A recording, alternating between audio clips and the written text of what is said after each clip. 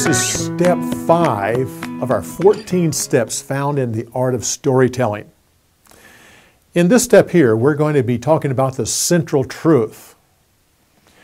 Since these are Aesop fables, the central truth is established at the end. We've challenged our storytellers to see if they can think of a different truth that this story also teaches. Again, you don't necessarily state this truth when you tell the story. It just gives you a chance to understand why are you telling this story. Simple step.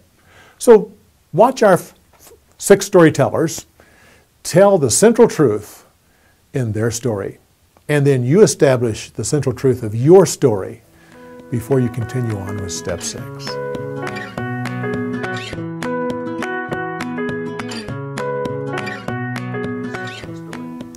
The truth, the central truth of the story.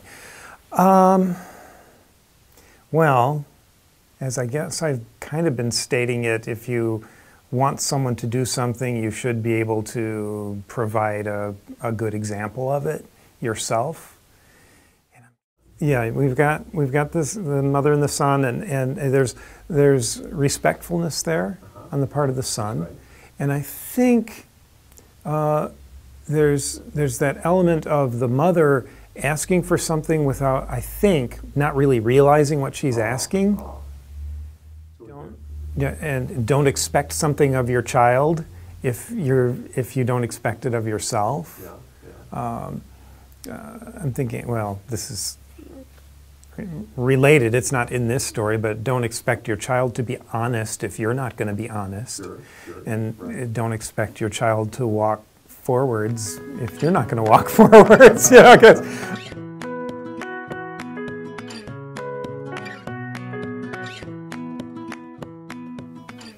well, the central truth is stated here. Ideas are easy to come up with, but not always easy to carry out.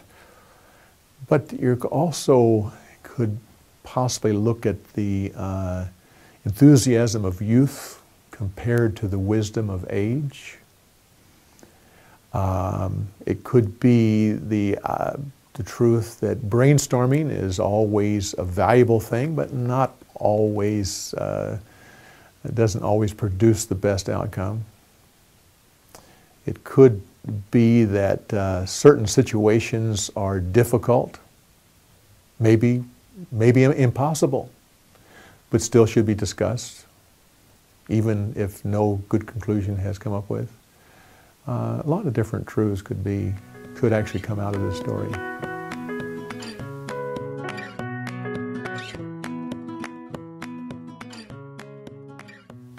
I think the central truth of this story is about conceit and how it's so easy for us to make our worlds so tiny. And in that tiny little world, we can start to think we're pretty important. We kind of think maybe we're better than others. And then when you get outside that world and you meet other people, you realize you're probably not near as important as you think you are. So I think it's about conceit and false pride.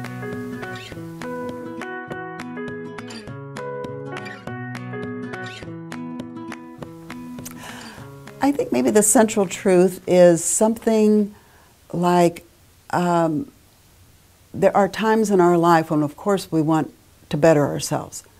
But there are other times when we need to be very happy with what we've got. And I think that probably was a lesson not just for the dog, but for all of us. Well, just about being greedy. You know, you're given something. What was the other expression? Don't look a gift horse in the mouth. So yeah, just be try not to be greedy, I would probably say.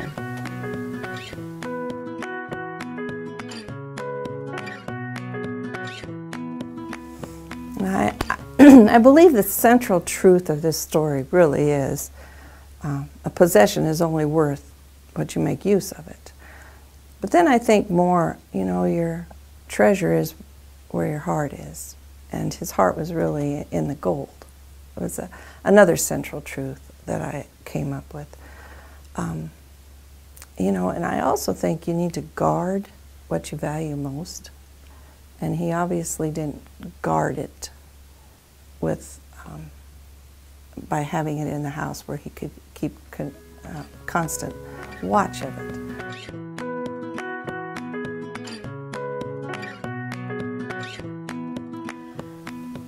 The central truth of this story, as stated, is that industry is a treasure. I think there are some corollary truths there.